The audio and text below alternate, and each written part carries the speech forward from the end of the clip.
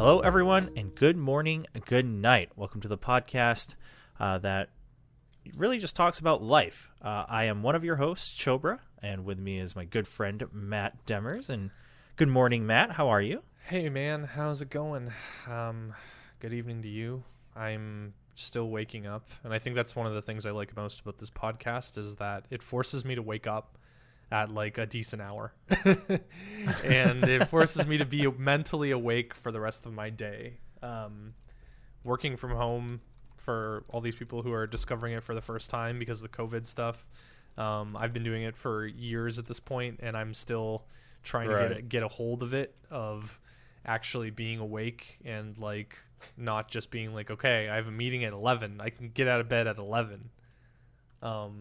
Yeah. I'm trying to enforce the start and stop times for like the first time in my career of let's wake up, let's get some stuff going by 9, let's clock out by 5 instead of just like working when it's necessary. I don't know. How are you doing? There you go. That's good. I am doing okay. I'm trying to think back on what really happened in the last week. And it's for whatever reason it's a bit of a blur, but not just partying actually too much quite at home, sure. you know, partying too much. Yeah, at home. Honestly, you know, me and my dog, right? We just party every day, party every night. Exactly. I think that's the funny thing about this is that, like normally with these kind of podcasts or whatever, or especially I notice with people who post like regular content to Instagram or social, is that your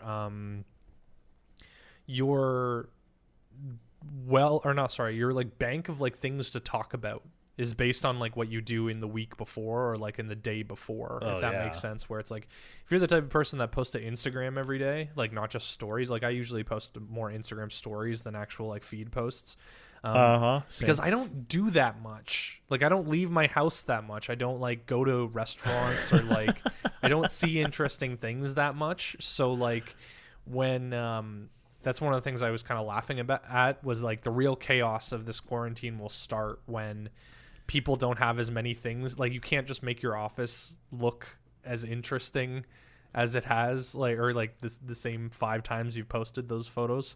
So that's the real chaos for all the influencers out there, is how do I make my office and how do I make doing nothing look as interesting as possible?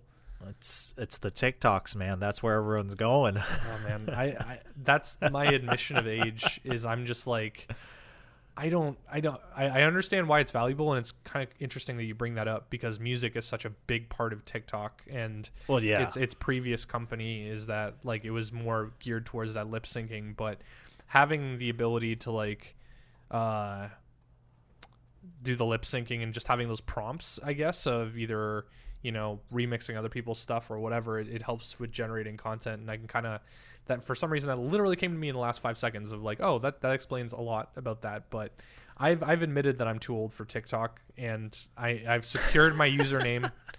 No one's too old, Matt. It is. I don't want to be that old boomer that just like it tries to force their way in there. I've seen too many creepy people on TikTok that it's just like, you know what? Oh goodness. You know what? I'm just gonna like leave it. I'm gonna just admit defeat. My marketing background, as shallow as it is, I'm comfortable just leaving it all the way over there, and you know, have fun.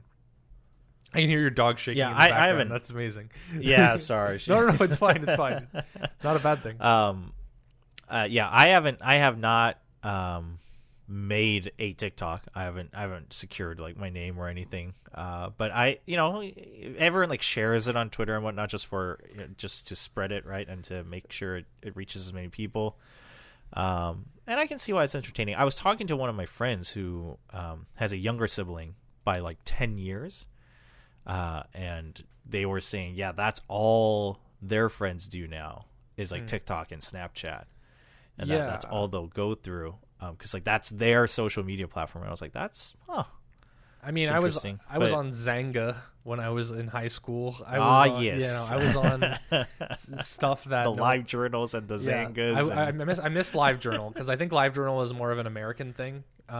It was. Yeah, it was. It's like it's like AIM, or it's like AIM. It's like in Canada we just use MSN Messenger. We did not use AIM at all. I had an aim for my American friends. Or like American internet friends. That's why I had a name. So I guess it's the same thing where it's just like it's a network effect, and it's where your how friends many are listeners do you think actually know AIM? We can go back to ICQ, man. I don't know, like ICQ when your username on ICQ was like a 6-7 digit number. So like you didn't even have the benefit of like a text alias. You just had like a number to punch in. So for all the millennials out there, no, we're millennials, but there's a YouTube series I watch where in one of their videos they talk about the hands on a clock, and then they cut the broadcast and just have this inner what's the word? This like cutaway where it just says like, for millennials, a clock is this thing that's on a wall that you don't know how to read. Yeah, I don't know. I have younger cousins too, and they are very much like, I've asked them, and that's how I know I'm out of the loop, is just being like, okay, so like, are you guys just like on Snapchat? You know, like, are you guys are anywhere else? And they have like, you know, they have opinions, I guess, about like why certain platforms appeal to them. And I guess it's the same thing between like, you know, LinkedIn for us, it's like obviously it serves like a huge function, but it's like I don't want to spend any more time on LinkedIn than I have to. You know, it's like I'm on LinkedIn to interface with people who use LinkedIn way more than I do, if that makes sense. I'm not there because I actually find it fun or like useful. Yeah. It's the same thing with like Facebook at this point, where I'm there for family and for the handful of people that won't get off Messenger and maybe move to WhatsApp. And WhatsApp is a little bit of a privacy nightmare too, because it's owned by Facebook. But I haven't been able to convert everyone to go to Signal, which is like the open source, like super secure messaging and stuff like that. So I don't know, getting away from that a little bit, but I don't know. It's a generational thing where like I was on MySpace, like I was on Zanga, like I was on these weird social networks that like people couldn't really penetrate if they were like a certain age and whatever. And like I said, I just got my username. Like I just got Matt Demers because I usually grab, if I see a social network platform that has any potential to be used like by a larger audience, or it's a thought of, would I be bugged if someone was impersonating me on this platform? Sure. I usually just go on it, grab my username, private the profile, and then just leave it. Yeah, I think that's fair. I think that's generally smart. Again, we don't want to go too far into this, but just as an ending note, I had a friend who, well, I think he'll be fine if I mention who he is. Hotbid. So you know, shout Hotbid. out to Ken Chan. Did he grab your Reddit Ken, too? Yeah. So you know about that. Yeah. So Hotbit has a thing where I don't know if he does did it this for anymore, me. But he did it for me as well. Like, okay. He used to just sit on. He would squat on esports people's subreddits. So he would. So for those who don't know, Hotbit is a legend within the esports community. He's been around for so long across different realms. He's currently. I think still at Beyond the Summit. He is. But he's a huge troll. But he like never really crosses the line. Like maybe once or twice, but never really crosses. He's one of those guys where he's an imp. He's a yeah. You can't hate him, but like he can definitely get on your nerves now and then. But you can't hate him. But so he had this thing where he would squat on everyone's subreddit. So he would register like /r/Chobra and like r/Matt Demers or like r/ODPixel, and then one day he like came up to me because we used to work together. He came up to me, he's like, hey, you want to see my stash? And I was like, what are you talking about? And he logs in and he's like, how much do you want to pay for r/Chobra? And I was like, what? What are you doing? It's cheaper than domain squatting. Massive list. Yeah. Oh, it's cheaper than domain squatting. He did the same thing to me. He had Matt Demers, and I think I don't know if he had Matthew Demers as well. I think he did both, but I managed to just like get both of them away from him because I was like, yeah, I might actually need those one day. Like I might actually like want to use those as like a business thing. So I'm very much glad that he was a good sport about that. But yeah, he's an imp. Yeah, in the sense he means like, no harm. Yeah, he means no harm. It was just so funny. He likes needling, but he's that's half of how he gets all his like. For the people who don't know him, he did a lot of StarCraft 2 interviewing, and he's a content person, I think, at Beyond the Summit, where he's a large voice in how they do all those skits and do all those like content pieces for summits and whatever. So that's part of how he does his job, is that he needs to get people out of their comfort zone, and he needs to almost push his way into other people's comfort zones and then stay there. So like that's kind of par for the course, let's put it that way, is that like going up to someone and saying, hey, I stole your subreddit. It's like that's harmless. It's like most people don't need those. He's so super cool about giving them up, but like that's how you break down someone's defensive barrier a little bit, even if it's a little uncomfortable. But yeah, I don't know. I'm TikTok, man. TikTok, just silly stuff. TikTok. I mean, TikTok. It's fun though, and I'll be honest. It has introduced me to many tunes that I would have never ever heard in my life. Yeah, I think that's one of those things. Like for me, music is not a huge part of my life, and it used to be when I was like younger. I used to be. I don't know. I see people who are very into music, and I see like you probably know the type of person that I'm talking to, that they're just like quote unquote very into music, and they're constantly like looking for new stuff. They're constantly like exploring new genres and exploring like ways of being able to enjoy themselves with music, that kind of stuff. They're actively like thinking. I almost liken them to like more art enthusiasts and not like quite critics, because like critics, you're like doing your own content on it and stuff like that. But people who are art enthusiasts, or people who love going to like ballets or like theater or whatever like that, they're so into like that medium itself that they're naturally exploring it, and that's something that I have a really hard time doing. For me, I am usually listening to the same thing. I usually have my playlists, and when I am in a certain mood or in a certain place, I just kind of click shuffle on that playlist, instead of just being like purposely, I am going to go listen to Radiohead today. I am going to go listen to blah, blah, blah. And I'm just not that person, which is, I don't know. I almost feel like I'm missing out on something, but I'm comfortable with it where it is right now. Have you ever had a favorite like artist though? Yeah, I understand that can be separate. I'm just wondering. Oh, no, totally. And like I said, it's like it changed a lot from when I was younger, and I think it's because the act of finding new stuff, and like it's the act of rummaging through a bin of records at a store. I don't do that with music, but I do that with like manga now. I don't do that with like. It's almost like I have all the music I need to fit my needs, and I have the music that I need to like survive, if that makes sense. And like I do have favorite artists, and I do have past favorite artists, but as it stands right now, it's like music is more of a thing that is very practical and pragmatic for me. It's not so much I'm always listening to music or I always need to be. It's more of I'm on a bus to like therapy or whatever. I just need something to not listen to people on the bus.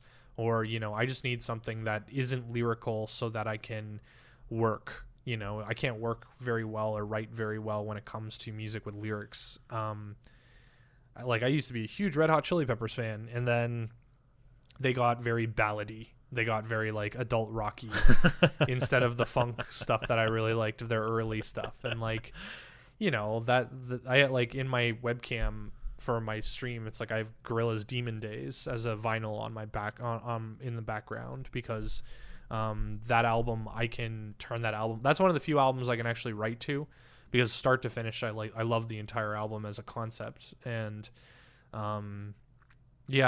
I used to write essays in high school to it. I used to just like turn it on, and by the end of the first listen anyway, I'd be able to at least have a good structure of an essay going.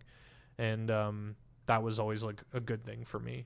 I don't know about you, if you're kind of like similar, or how do you feel about music? I mean, well, so for me, music has always been very core to my life. For those who don't know, when I was younger, like I was pursuing music as a career, more so on the classical end, but still. It's never, whether it was like, learning and performing, producing, listening, I don't think there was ever a phase where music itself was like detached or seen more as like simply utility for me.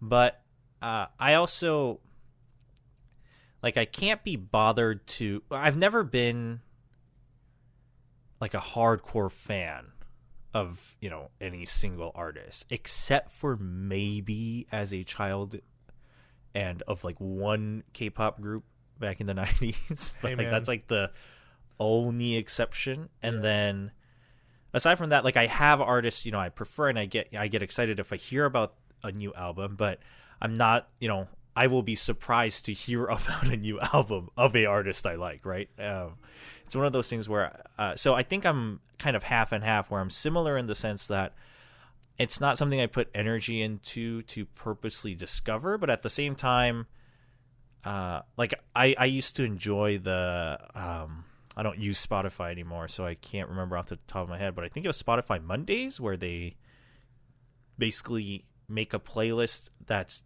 new. Yeah. Like it's mostly all songs and artists you wouldn't have listened to, but like kind of based on your preferences so far. And I enjoy that because I do like discovering like new styles or stuff. Or for instance, like if I hear, when I was younger, because I would be involved in classical music. I didn't dislike it, but I was also very distant from things like EDM or rock. Yeah. But later, if I hear like a EDM track in a game trailer or whatever, and I'm like, oh, that's sick, or like that goes really well with that scene, and it makes me so hyped about this game or movie, I would look it up, and then I would start listening to that artist for a little bit and see if it's all of their tracks I like or whatever. So the exploration part I like. I just can't be bothered to, I guess, initiate it on my own. Like I need that stimulus of I heard it or someone recommended it or something like that. That makes sense, because it's like, if it's not like a learned activity, and it's not just something that has, like you said, that stimulus, it's like, I don't know. I feel like when we're talking about this kind of stuff, it's almost like we're defending ourselves, if that makes sense. Or like sometimes when I think that's more me. I'm not projecting onto you, but it's like, there's always, when I talk about this kind of stuff, or especially when I talk about movies, there's always that voice in me that's like, you should like music more, or like you should, want to be more cultured in film or something like that. And it's like, there's always this kind of voice in my head that's like, people don't, or like, defend yourself, don't be lame, kind of thing.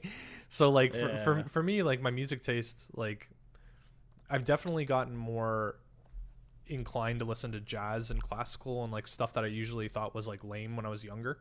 Like I said, I was just like, when I was a kid, or when I was in like high school or whatever, I was definitely the picture of like middle class white kid listening to Rage Against the Machine and System of a Down and shit like that. Like I had a Rage Against the Machine shirt I wore for way too long,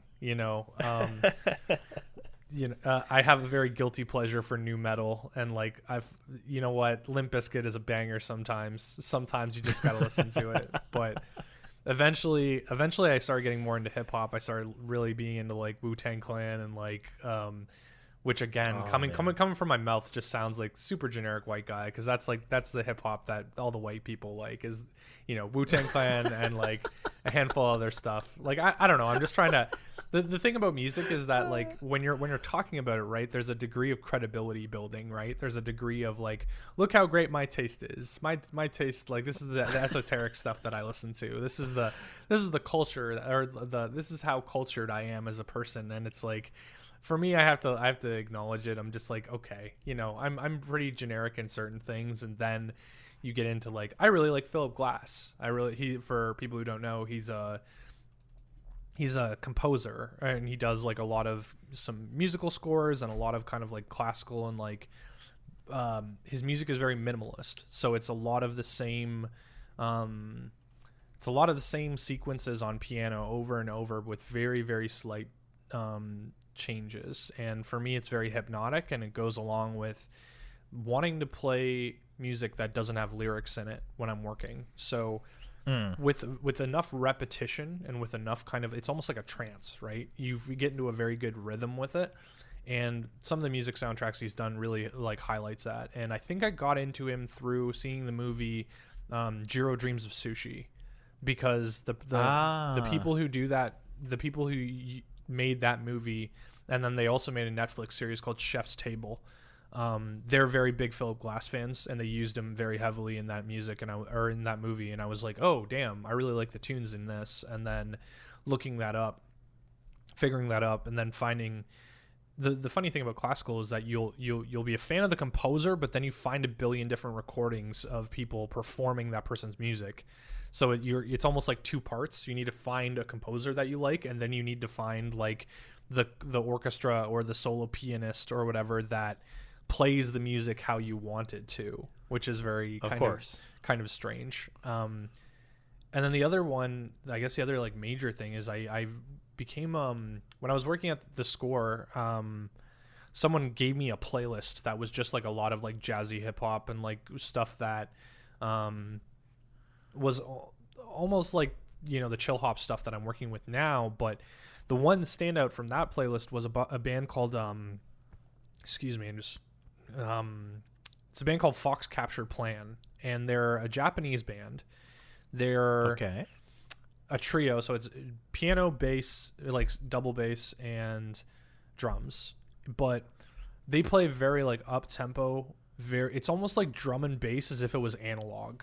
It's almost like very very fast paced, very repetitious, very kind of just very energetic music. And I really felt like that hit the jazz stuff that I like, that hit the kind of the electronica stuff that I like, that hit like so many different things that, like, when I went to Japan in June, last June, I tried to find tickets for them, and I ended up taking a train to a completely different city in order to do a 1-day trip because their Tokyo show was sold out during the time that I was there.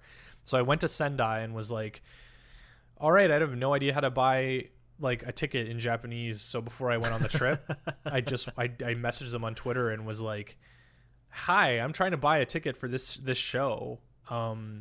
This site isn't in English and it doesn't Google Translate well. I have no idea how to do this. Their drummer DM'd me on Twitter in English and was like, hey, yeah, we can just put a ticket for you at the door. And I'm like, that's awesome. Well, okay, that's sick. You know, like obviously I still paid for it and stuff, but the ticket, the ticket that they gave me was like, it was like a pass that like, it wasn't a paper ticket. It was like a pass that they give for like, you know, behind the scenes people or whatever, but it was like a ticket. So it just felt really cool. I have it as like a cool memento of that trip of, I was like the tallest person in that crowd. There was maybe like 50 people in like a basement venue. Like it was not, there was no personal space, but just like being in a completely different country, listening to music that wasn't in Japanese. So it's not like it was in a completely different language. It was just like a really good experience. And, it was definitely worth that day trip. I just like it was like the show was at like 7 p.m. So I just did a 1-day Airbnb to go see them. But it was just like, damn, this was just great. This was exactly what I needed and wanted out of the trip. And I don't know. That's probably the most positive like music experience I've had in the last little while. That's cool. I mean, so jazz is something that I never I don't think I had, well, obviously I didn't put in the effort to research more, but also I had a lot of friends back when I was studying music that, you know, were focusing on jazz. So that was my first kind of experience with jazz. And then later, you know, I met people who enjoyed jazz, and I always liked jazz whenever I heard it. But I don't think I've ever had, you know, maybe not to that extent of your experience of, you know, getting to like go see someone live that you've discovered that, you know, organically, but still a separate experience where it kind of spearheaded enough that I was like, okay, I want to find, you know, other artists, but it's been pretty limited. But I would say for me, you know, it's the same when it comes to kind of working or needing to focus. You know, sometimes I'll actually listen to, I'm not good with my rock genre, so I don't know what rock it is, but like some type of rock or hip hop if I need a little bit more energy, right? If I'm maybe feeling a little tired or something like that, those times are different. But other times I would listen to classical music, and I would even add like rain sounds in the Oh background. yeah. Trust me. Yeah. We can go yeah. So for me, for all you gamers out there who want to climb rank in your different games, and it's not a game that requires heavy audio use like an FPS, I highly recommend trying like classical music and then rain sounds. So what I used to do is I would go into classicalpianoradio.com. I don't know if they still operate. That's a very literal URL. Yeah. It was very easy to remember. And they would have just like, they would play like 3 classical piano tracks, kind of similar in vein to what you explained with Philip Glass. And then, if you didn't subscribe, then you would hear an ad from their narrator, but it was just an ad about like, hey, don't forget you can subscribe, or here's, our favorite artists so far. And it's very short, and then it goes back to the music. And then I would also turn on a second tab with rainymood.com. Yeah, man, Rainy Mood. Yeah. And then if you play those, like I would play League of Legends so well if I had those 2 on. Yeah, because it just like calms you down, and then it's slightly repetitive, so it gets you focused. And then I would do that if I had to, study for an exam or anything back in school and things like that. Yeah, it's funny that you bring up Rainy Mood, because I think that's partially, like I said, I was looking for like playlists of like jazzy hip hop kind of stuff, or got one recommended to me, and part of that was finding like probably like a lot of the music that, or like hip hop and stuff like that I've discovered over the last little while is coming from Rainy Mood, or like from playlists that have been sent to me to say play this on Rainy Mood. The problem with Rainy Mood is that it's only a 30-minute loop. So there was a time where I listened to it so much that I could identify what part of the loop that I was at based on the sound of the rain. And it was just like, wow. Yeah, I know. It was silly. But there's a site called Noisely, and it's noisli.com. And what it does is that it's kind of like Rainy Mood, only you have individual sliders of how loud you want things, like the thunder and lightning and rain and that kind of stuff. Oh, yeah. So that gives you a little bit more granular control, and I think it usually is a little bit more varied. But it's funny, like that's like functional music, and it's the same thing that I'm kind of running into now with chill hop, is I'm trying to figure out how to, like, part of my job is to work with both developers and community and streamers to like figure out, okay, how can we integrate our music into like your product? And we never want to go to a developer and say, our music is so good that it can replace your music. And we never want to like presume that, like, for a streamer, like say, Bastion or like other very like the music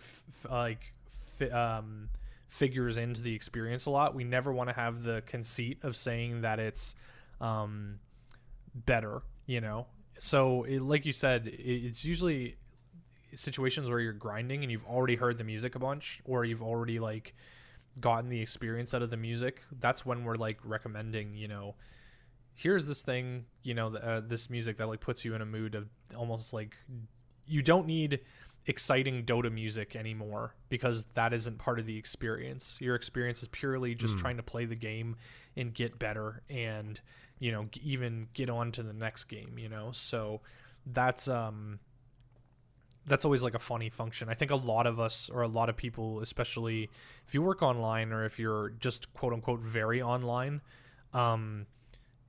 we're all very familiar with that Rainy Mood, function, if that makes sense. And it's just very funny. Like someone wrote an article about hip hop, I think, for things like, for chill hop. They wrote about it for like New York Times or something like that, or some music magazine. And they were saying why it's so effective, or like why people like listening to it while studying or working or whatever, is it wraps you in like an oral, and I say that as AURAL, oral. Yeah. Cocoon. It puts you in like a very comfortable state, and because it's not so like distinct, it very easily like blends into the background a lot, and it allows you to kind of like focus on your topic or like your task at hand. And that's what I find when I'm writing. Like I said, I don't like writing with anything that has lyrics in it, because in processing the lyrics in your head, it gets mixed up with the words you're trying to write.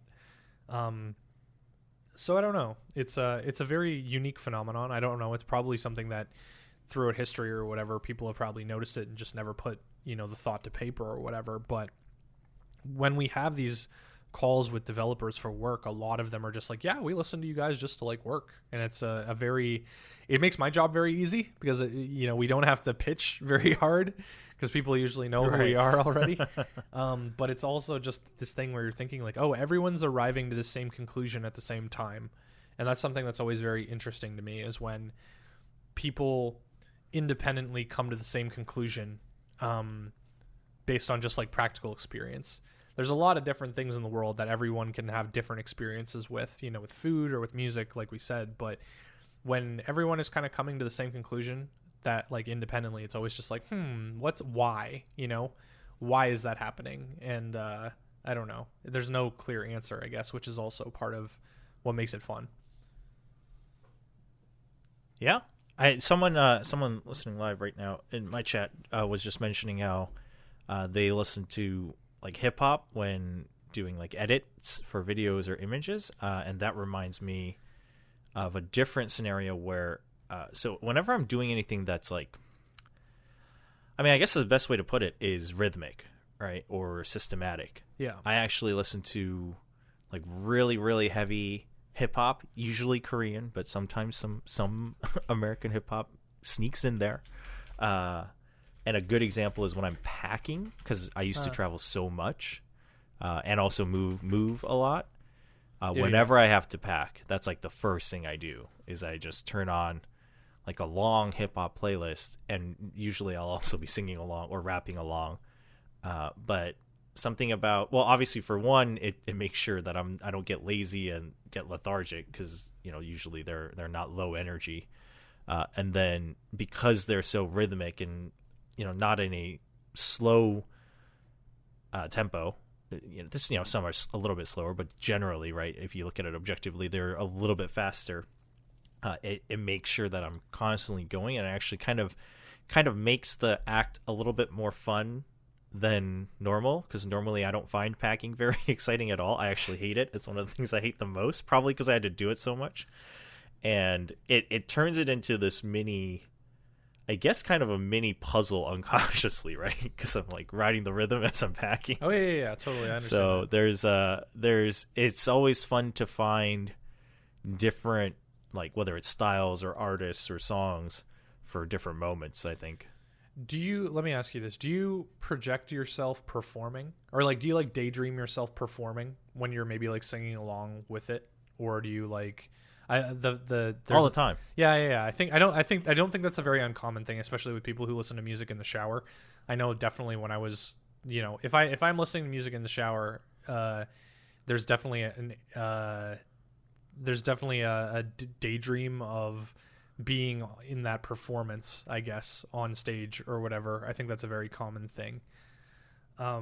Yeah, I think especially in the shower for sure. I think because it's such a private moment. I think that's when a lot of people, even people who don't like to sing, even in front of friends or family, like showers, I think like the one place where they're like, yeah, this is my moment. They can belt out a song. Yeah. But for me, it's also, I enjoy, again, since I grew up with, although mostly classical, I grew up with music. And obviously after music, a lot of my work was involving stage work as well and on-camera work. So I was about to bring that up. I was just going to be like, oh yeah, you have actual performance experience. You have that kind of like firsthand adrenaline rush of being that solo spotlight on stage, Yeah. Everyone paying attention so to you. I can actually, it's, I guess it's kind of daydream, but it's also because I enjoy performing music. Like for instance, if I go to karaoke, like I sing and rap like 200%. I will never like half-heartedly sing. Like to me, that is a waste of time at a karaoke. Right? For me, it's pride, like Will. you got to go all out. Pride. Yeah, you got to go all out. And if it's like a ballad, you gotta be in the mood. And if it's hip hop, you gotta really perform with your whole body. Right? You gotta get up there. Yeah, you gotta stand up. Because you're influencing the room. You're influencing the room.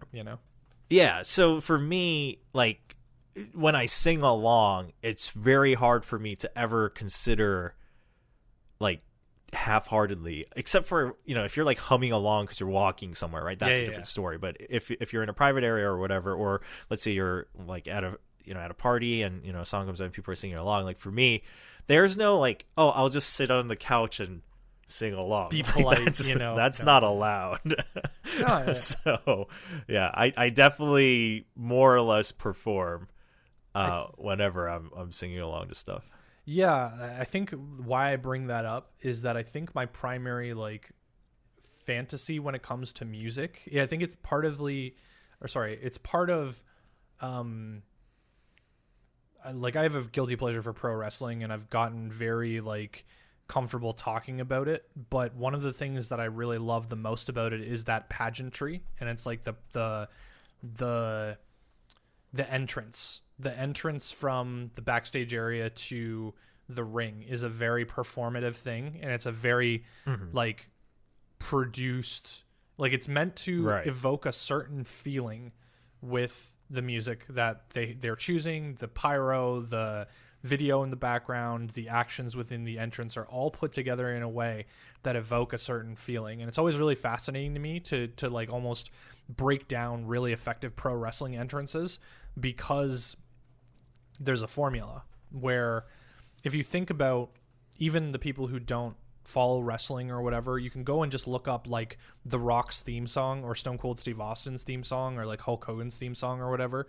And the thing that's all common is they all have what's called a stinger. And I don't know if this is just like a very like a very informal, I don't think that's a real term, but the first 3 seconds, the first 3 seconds of that song is meant to like say their opponent is giving like a promo in the ring and talking in the ring very passionately.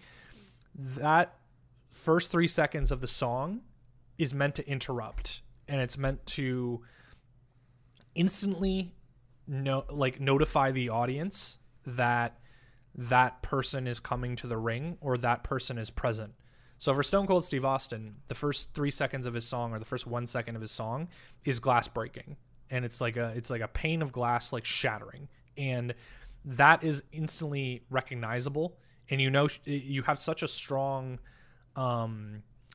such a strong association with, oh, I know Stone Cold Steve Austin, I know he's about to kick some ass, I know he's about to do XYZ and maybe like make me laugh or make me make me cheer for him. That gets a very big crowd reaction. That it's very good for interrupting people, and it's very good for surprising people. It's the same thing with The Rock. The Rock's music mostly starts with him going, "If you smell," and that's again a good thing for cutting people off, and it's also a good thing for surprising, where it's like, oh, there's like a silence, and then that hits, and then the crowd goes fucking nuts. And it's a very interesting interaction, and it's something that definitely, like, I have a wrestling playlist on my Spotify from like local files or whatever, and part of that fantasy, at least, or part of that, like, I usually listen to that playlist when I've finished therapy and I'm walking to like where I'm getting food or like afterwards or whatever. And like you said, like walking down the street or whatever, sure, you're not acting it out, but you're kind of daydreaming it in your head. And music that way, it's like it's a very weird thing, because it's tied to such a strong action. It's tied to such a strong like specific moment. And I think if people have a playlist that they like singing because they like thinking about whether like performing it on a stage, it's almost the same thing with me, where with wrestling like theme songs and stuff like that, you're kind of daydreaming about making your entrance into like a boxing match or something like a like if you had entrance music every time you got on stage in order to announce something, you would love that experience of the audience instantly knowing it's you, all the attention is on you, the music evokes what you want out of your character and like your persona. And it's just like, it's a very personal experience. I don't know. Like I'm always fighting for more pro wrestling integration into esports. And I think that if esports players were a little bit more theatrical, like if they were a little bit more inclined to embrace that theatrical like aspect of it, entrance music, especially for teams, I think teams could definitely pick up an entrance theme or commission one or something like that. And it would probably be really cool. I'm sure it will get there. Obviously, there's also, yeah, like you said, it either has to be commissioned or there's a license part of it as well. But, I mean, right? ESL started doing themed commission tracks for IEM, and then certain tournaments on a smaller scale have tried that with some players, especially in the fighting game community. And then I can assure you that I'm sure most producers, at least I did when I was producing at ESL, if you have teams coming in and you do have a choice of music to pick from, if I can vary it for different teams to convey different scenarios or feelings, that's 100% there. Yeah, it would be cool to see it. And the reason I say I can only assume it's coming is because we have so many leagues franchising now. So totally. Surely that's part of it. But for me, what I used to do actually is I had one specific track I would always play whenever I was traveling for an event, and I was going as on-air talent, not as a producer or biz dev. So I would play it like I would always time it so that it's not really a drop, but the song starts with like vocals and then it gets into like a dance sequence. Yeah, that's where the beat it picks up. So I'd always time it so that sequence comes up like as I get into the airport off of the plane.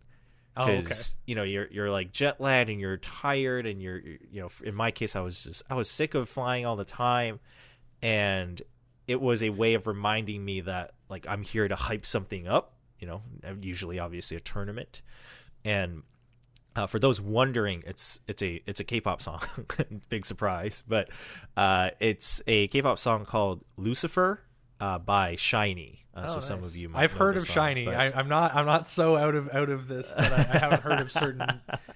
Well, they're also very old now, but okay. So that it was a way for me to that has like a very obvious build up. And then it's very high tempo, obviously, because it's like a dance song, and it was a way for me to just get in the zone even before like getting to the stadium or going through rehearsal, because I needed to make sure that I was in that mode for the next 5 days or whatever. So there's definitely, I guess that's kind of a way to put like personal theme songs for yourself, right? Even if no one else is hearing it. To get into that sync and to at least it works for you, even if it's not going out to everyone else and everyone else is realizing like, this is like Will's moment to zone in. that might not be the case, and maybe you don't want that, but for you can set that tone and start to have whether, like you said, certain playlists or songs that get you in the zone, and you can kind of train yourself that way too. I think that people, it's got to not be just a wrestling thing. It's got to be like a complete like it's got to be some kind of music theory that like I said, more people are coming to it independently. Where I think of like there's a song called High Hopes by Panic at the Disco, and that's like that's a wrestling theme. There are certain songs where I listen to it, especially like there's some popular music where I listen to it and I'm like, oh, the way that this is structured and the way that this is like structured as a song anyway, it fits into that. Like it's almost like I'm putting the pieces together in my head where I'm like, this is where the person would come out from behind the curtain, this is when the pyro would come off, this is when that kind of stuff. And I was smiling real big when you were talking about the your airport thing, because that's almost like a scene from a movie, where the protagonist is coming off of an air thing. He steps through the gate and then the slow-mo hits, shit's going down. It's so like, I mean, that's not a unreasonable, I don't want to call it a fantasy, but it's like, that's not really like an unreasonable thing to do. I think a lot of people do that kind of thing, and it's a very kind of weird, like I said, everyone unconsciously doesn't notice that they're doing it for the same reasons, if that makes sense. I think kind of going back to the esports thing, I think I wrote a blog post about like the wrestling entrances and why it works for esports, and why like it's esports players when they're playing don't have the most opportunity to show personality, and they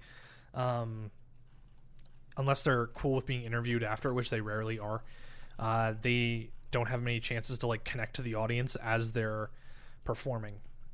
And the entrance is one of those things where even if you're just like waving your arms like up in order to hype the crowd up or like demand that they like get hyped, it's like that's at least a small thing that connects with the audience, and it's something that doesn't take much effort, and it's something that it's not permanent, you know. It's like no one's like thinking about the entrance after the game starts kind of thing, so it doesn't really have any kind of long-term consequences. And it's funny that like music can just like do that for people in like a very, even if they don't understand why it's happening or they haven't like put as much thought into it. Like for me, I'm the definitely type of overthinker where I'll be like, why does this hit, you know, why do I keep having the same daydream? What works about this for me? You know, why does a big thing in wrestling is returns, when it's a surprise return of like someone who's either like retired or, you know, you aren't expecting it or whatever. When the crowd pops in that way from their music coming on at the right moment, that's something that you can almost go and look on YouTube for a compilation, and you get these little adrenaline rushes. You get these little adrenaline pops in the back of your head. And it's just a good coalescing of all these different elements. So I don't know, I think even if we're both like, even if I'm not particularly into music, I can at least understand what it does for people. And I think that empathy is important. Because I know definitely a lot of people who just like, not a lot of people, maybe this is something that people grew out of in high school, where you're just like, oh, they like that music way too much, that's weird, you know, or you're like way too into this band or something like that. I think as people grow older, you kind of understand where people are coming from and why they might be obsessing, you know, as much as they do about a certain band or music type or something like that. Yeah. I mean, music's very powerful. Music's absolutely powerful, and like you said, it doesn't affect everyone the same way. But I think I think there's a reason that, you know, many art forms have different ways of explaining this for themselves. But music, I think, is definitely one that's always been touted as, you know, it's a language that doesn't need words, right? And I think the fact that, you know, people, you know, maybe like you, or even in a different case where they're not as invested in music, or they might not be as impacted, if you can still see it, I think that alone explains the impact that it can bring, and obviously what it can mean to others, or it gives you an imagination, right, of how much it can be. And if you look at, like you said, whether it's wrestling, whether it's movies, right, movie soundtracks, sometimes people remember soundtracks more so than the movie. Like the soundtrack will trigger the scene, but the scene itself doesn't really like mean much for some people in certain movies. Have you ever seen the Oceans trilogy? The Oceans 11, 12, 13? Yep. You know that laser dance scene? I think it's I think it's in Oceans 12 where there's that Italian. It's a very kind of upbeat like techno song, and the guy is navigating like a moving laser grid, and the only reason that song works is because of the song that's playing. I think like they probably could substitute it, but I think the only reason people remember that scene anyway is because of the song and how well it works in with the, you know, the actions that are happening. So it's like, I mean, think about Inception. Think about the joke from Inception. Yeah, exactly. You know, that's the I don't want to say the main takeaway, because obviously like people really like that movie, but that's the thing I see referenced the most from Inception, is that sound sting, if that makes sense, and how it's shown up in every single trailer since. I don't know. I mean, Mission Impossible, right, is Mission an old Impossible, one that like James Bond, everyone hears it like as soon as you say it, and it portrays a very specific tone and I guess atmosphere. So yeah, I think, you know, most visual medium is usually assisted, if not embellished with audio medium for sure. And therefore, I think it makes sense for people to, you know, whether you're conscious of it or not, to be able to start building these like personal playlists or, you know, theme songs for yourself that work, or whether it's for, you know, focusing, then you have like 1, 2, 3 playlists that you can turn on if you need to get work done, things like that. I think it all ties together. And if you've always wondered why you do that, or if you thought maybe you were weird because you do that, I don't think so at all. I think it's much more common than people realize. So let me ask you this. This is probably a good thing to just like wrap up the conversation. It's like taking it back to games. It's like with that in mind, it's like, why do you think, for me, I think that that music in games is probably the least discussed aspect of them. I feel like it's almost forgotten a little bit. And in most, when I'm reading about people gushing about a game, it's like, it's very rare that they're actually talking about the music, unless you've got something that is so very distinct or so very like, unique. Like I'm thinking about Doom, like Doom 2016.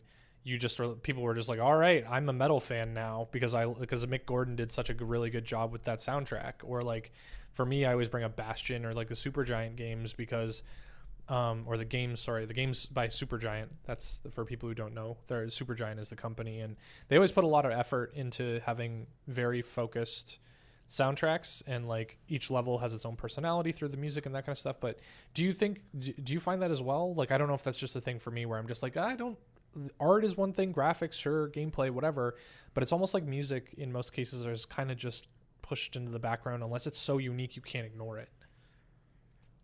So personally, I get affected by gameplay or game soundtracks a lot, like to the extent where if the soundtrack's bad, it could actually make me not like the game, even if the gameplay's good.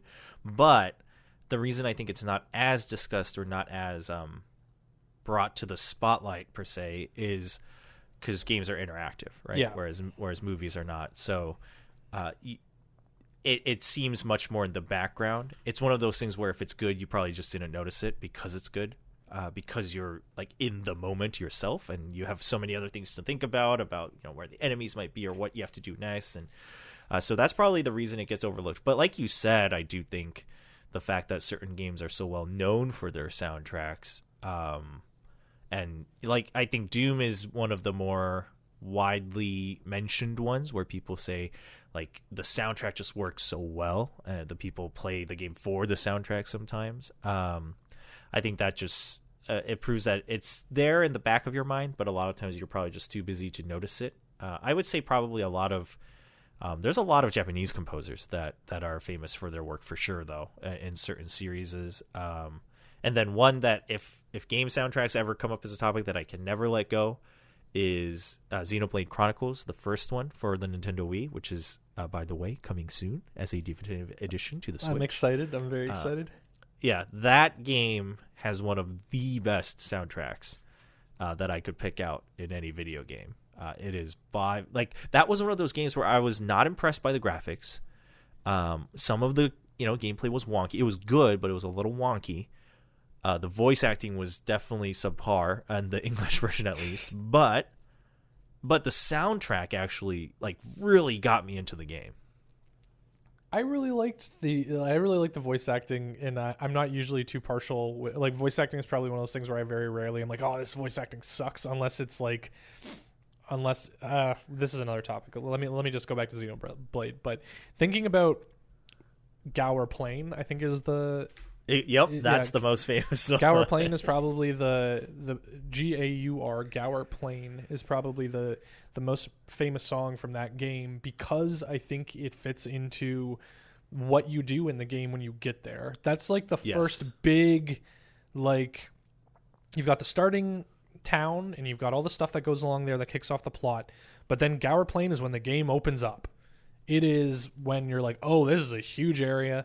I can explore wherever I want, good. That kind of thing. And I know that I've definitely heard from more than one person that exact feeling of this music kicks ass in this situation because it completely illustrates the feeling that it's trying to get across of your adventure starting. This is when you're growing up. Yeah. This is when things are getting real, but not in a way that seems overly serious. It represents possibility, and it represents people being like, oh, this is what the game's actually about. This is what the game has in store for me after all this plot and all this stuff. It's like, now it's time to just explore a little. And I don't know, I think all that stuff yeah, it's like Persona. Like someone in my chat just mentioned, the Persona 5 music really enhances the experience, and it's the same thing. Oh yeah, Persona 5 like, is good too. Yeah, Persona 5 and Persona 4. I haven't played Persona 3. I'm still working around it, but both of those games have very memorable music that, I don't know, really encapsulates what the mood is at the time, or at least things like dungeons or whatever having very specific tracks associated with them. And I don't know, it feels very like where you're like, oh yeah, music's emotional, and you know, music has emotions attached to it and memories and that kind of stuff. But at the same time, it like you said, because movies are less interactive, I think it takes a lot of creativity to be able to weave a good song into a moment. Like the music itself, unless the gimmick of the game is that the music is interactive, and like I think in the latest Devil May Cry, it's like if you are doing very well, the lyrics kick in. Yep. Like they have a dynamic music system where if you're doing very well, you get kind of rewarded by more of the song, and that's almost the same thing as like anime or certain games where you're like, oh, the main theme kicked in. That's how you know that shit's getting real. You know, if you're in the final boss and all of a sudden the main theme music kicks in, you're like, oh snap, this is the moment. You know, it's the same thing with that kind of thing, but it's something that you actually earn in like games that can design around it. So I don't know. I think that's a whole other like podcast is talking about game music, but regular music, like non-gaming music. I almost wanted to say traditional music because like for me, esports is esports, but then traditional sports is traditional sports. So non-gaming music, I don't know. Right. I'm always really hesitant to make every facet of like my media consuming experience be around video games. You know, it's like I don't want to always just I don't want, I like game music because I like games. You know, I want to be able to step away from games a little bit and be able to to enjoy music that isn't involved with it, if that makes sense. I don't know. This is probably an entire different podcast. Normally we want to keep these around an hour, but I don't know. Music is just definitely one of those things where you can talk endlessly about it, especially if you have that kind of ability to connect feelings rather than just connect music. Where someone who's like, oh yeah, I don't really like classical music and I don't really like jazz, but being able to like communicate, okay, this is why I like classical, this is why I like jazz, and the other person connects to that, you know, and maybe that's just like esports in general. Maybe that's like a lot of different things that we're producing or making or interested in. It's less about the specifics of the thing. It's less about saying, okay, I really like piano or I really like guitar. It's more about saying, I really like this feeling or I really like this scenario, and the other person's like, oh yeah, I totally understand it. I imagine it with different music, but I can totally, you know, say that I think about the same things. Yeah, I would say it's much more of an emotional connection than a technical one for most people. Obviously not at a professional level, but that's a good way of putting it, actually. Emotional rather than technical. That's a very succinct way of putting it, I guess. But I don't know, Will, what are you up to this week? Me, I will be in various stream chats along with the rest of the world praying for a Valorant beta, but not as much because obviously I live in Korea and the Korean servers are not open yet. So the only reason I want it is I wouldn't be able to play matchmaking with the connection. It's just so I could, you know, test stuff out in custom games and kind of check out the design of the game basically. So that would be cool, but otherwise, from a gaming perspective, there we go. Final Fantasy VII remake is coming out this week, so I'm very excited for that. Otherwise, I've got a couple work projects that are in discussion, so hopefully those can pan out, and then I'd be able to put out more varied content for everyone. Nice, that's awesome. I don't know. I'm holding. I think. I was never really into Final Fantasy growing up. I really like Chrono Trigger, but Final Fantasy 7 and like I only played Final Fantasy 6 like for the first time like a couple of years ago. So I kind of missed the boat on a lot of Final Fantasies until getting up to like 10 when I was a teenager. So 7 is one of those things, especially with the remake. I think I'm just gonna wait until the entire thing's together.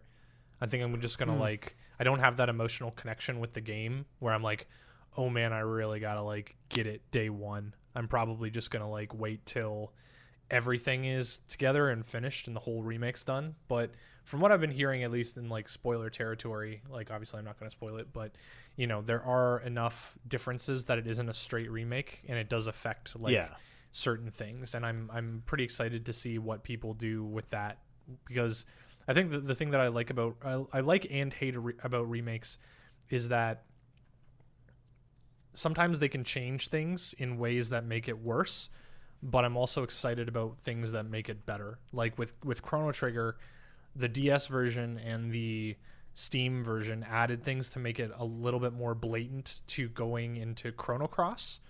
They added some dungeons, they added a boss, whatever, in order to make the connection a little bit more succinct. And while I can appreciate that, I think it makes the overall game worse because they're trying to force it a little bit. But then what I'm hearing about spoilers for the remake of Final Fantasy, I'm like, oh, I'm excited about that, because if I was really into the world of like the original game, I would appreciate what it does in order to enhance that or affect that, rather than like try to retcon anything. Like, it's comfortable being its own thing. So I don't know. Again, another podcast topic, but I don't know. I'm hearing good things at least, and that's always encouraging. Yeah, sorry. Go. No, that was it. Oh, okay, that was cool. it on No my end. worries. I heard a breath in, and I was like, oh, God, I'm cutting him off. No, sorry. No worries. I'm pretty much just going to be doing the same thing, I guess. It's like not so much Final Fantasy, but like my next little bit is mostly about... I want to be able to like say I'm streaming more. Like I said, I keep kind of bringing this up, but it's like I'm still just like working on like cooking and establishing like work boundaries and stuff. And it's a very refreshing thing to be able to confidently say, I'm not trying to stream or like write or anything right now. I'm just working on like personal maintenance stuff, so that if I do try to go into it again in the future, I'm at least more stable with like being able to say, okay, I'm done work at this time, or you know, I've got meal prep or something like that. So I'm trying to get more excited about that, and I'm trying to like take this quarantine thing as a way to like get better about cooking and like connecting more with my family and stuff like that, like calling them more regularly. So for everyone out there who's kind of like, I think all of us are all feeling a very collective anxiety right now about things.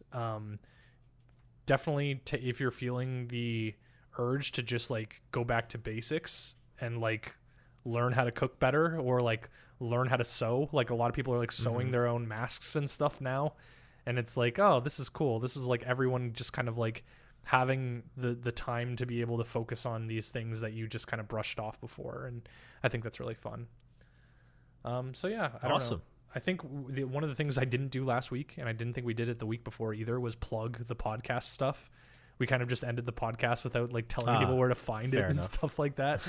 So you can find everything on gmncast.com, and we also have a subreddit now where I just create threads every time a new episode comes out. So if you have comments about that, you can check that out. So it's reddit.com/r/gmncast.com, or no, not .com, just gmncast. And then the gmncast.com is where you can find everything for Spotify and Google podcasts, and all that stuff. So otherwise, it's Matt Demers on everything, pretty much. Twitter, Instagram, Twitch. I don't know. And Will Chobra on everything as well. Twitter, Instagram, and Twitch. And that will be it. Yeah, man. So episode 5. Good morning to you, Matt. Yeah, good night to you, man. Hope you sleep well. Thanks. Bye.